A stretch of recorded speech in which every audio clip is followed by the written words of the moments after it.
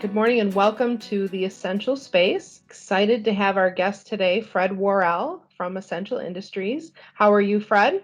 I'm doing fantastic. That's wonderful. Can you tell us a little bit about who you are and what you do for Essential? I am the Chief Executive Officer and the President of Essential Industries. What does that entail? What are your day-to-day operations? What are you up to? Most of my time, I think my favorite thing to do is to travel and sit with customers. It really helps me to understand where our market is going, and it's really thought-provoking in terms of helping us to divine direction for ourselves as we look downstream for the business more generally. At an operational level, we've got a fantastic team of pros who really run the business day to day. So I'm really lucky. I get to do the most fun stuff, which is out talking to people and meeting with customers, which I really enjoy. Wonderful. So, when you're meeting with customers, are you meeting with potentially new customers, or are these customers that are established? Both, any and all. There's a couple different tiers. Obviously, there's the partners with whom we work today, and in many cases have worked with for many years.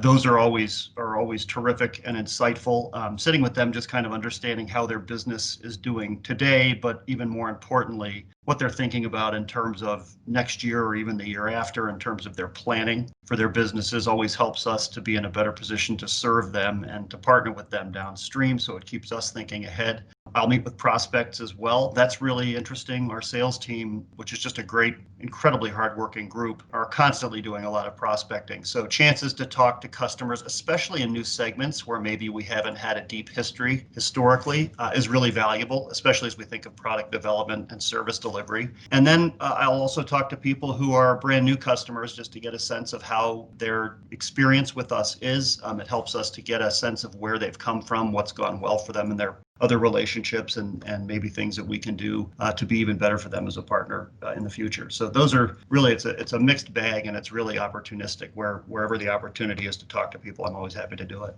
Fantastic. Can Mhm. you talk a little bit about what you did see in growth? What facets of the company grew? Well, historically, as you know, schools have been a fundamentally important part of our business. We're really focused on floor care, and schools have different types of substrates, not just the floors in the hallways the kids walk on or in the classrooms where they learn, but also gyms and other areas of the buildings. But like most businesses, this will come as no surprise to anyone, we're constantly evaluating where else we can be in terms of adding diversity to our customer portfolio, but also other areas we can add value with products. And one of the focus areas for us over the last couple of years that's been very productive has been in grocery stores. A lot of those stores have varied and sundry substrates, but concrete has been a very important part of our portfolio and our product development because there's so much out there. You just walk into any Sam's Club or Costco or Target or pick a grocery store, any Kroger's. Right. There's a lot of concrete on the floor. And so because there's so much square footage and because of our ability to develop new technologies, that's really been an area of focus for us that's been very productive. Wonderful. In your visiting customers, this is the information that you obtain while you're out there is finding out what they're serving in the market and then trying to develop some new products that go right along with that. Yeah, I think that's right.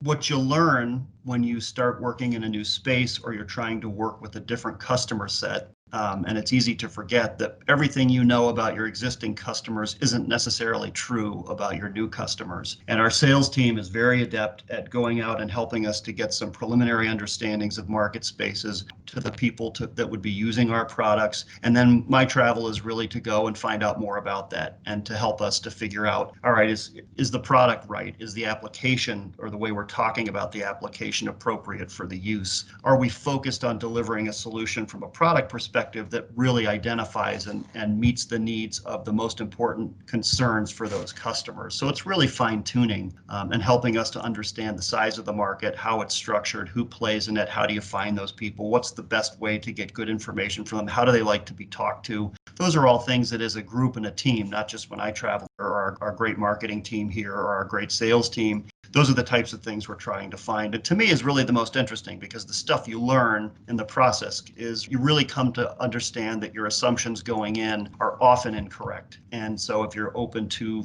understanding that that's likely the case, and you ask good questions, you can really learn some important things in the product development cycle, which helps you to be more successful when you're starting to deliver a new solution. I want to dive more into the marketing. You've mentioned marketing. You've talked about the marketing department. You've said some things that are changing, and you're very positive about it. What kind of things have you seen, and what are you looking forward to?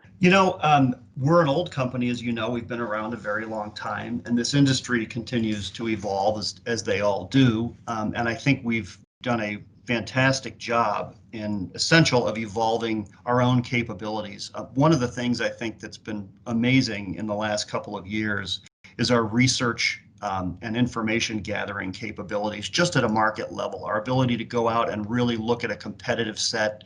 What are the products that are out there? Are there still gaps that we could meet with a different or a better technology for that customer base to help us to be more competitive, to help us bring them more value? That capability, as it's been built, has been really fun to watch and has really delivered a lot of value to us in terms of finding new prospects or thinking differently about how we deliver the information about what we're doing, about the products that we offer, the value we can bring.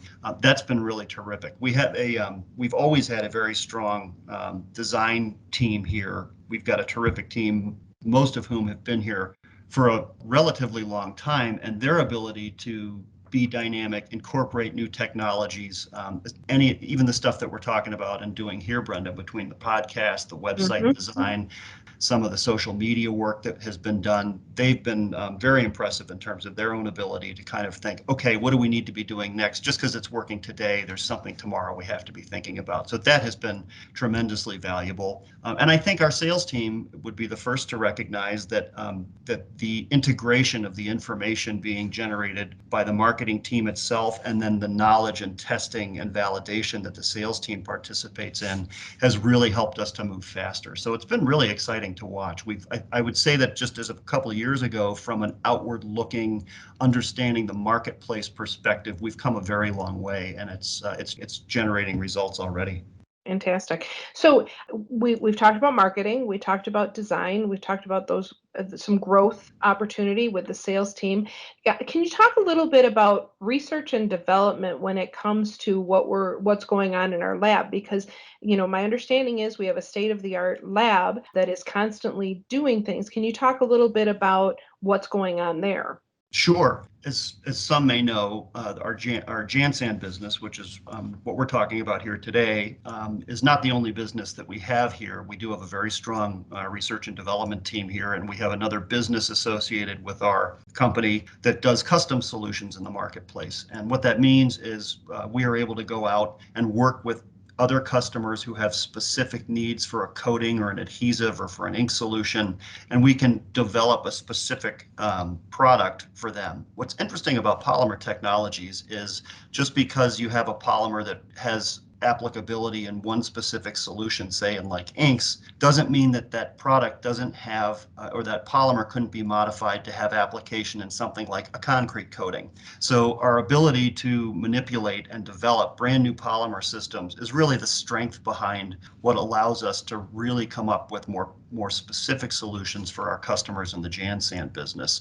So in concrete, for instance, you're talking about durability, you're talking about stain resistance, you're talking about gloss preservation. Getting a concrete floor to look good and stay looking good, especially in a grocery store, is a real challenge. So because we have the insight from the marketing and sales side about what the most important qualities for those products need to be, and we have the technological strength to really be able to develop a custom solution as opposed to having to go out in the market and buy something kind of, for lack of a better term, out of a can, we can really deliver highly specific product properties that competitors can't. And that's one of the underlying and fundamental strengths of the business. It's really exciting, and it's exciting to be part of it and watching all the different facets of what's happening. Fred, thank you for joining us in the Essential Space. And if anyone has any questions directly for Fred, you can put those right in our LinkedIn comments, and we will make sure we get the answers to you. We can get Fred to come back and answer the questions live, or we can get him to answer you on LinkedIn. So reach out and let us know. And it's been a pleasure to have you in the Essential Space, and we look forward to seeing you again. Thanks very much.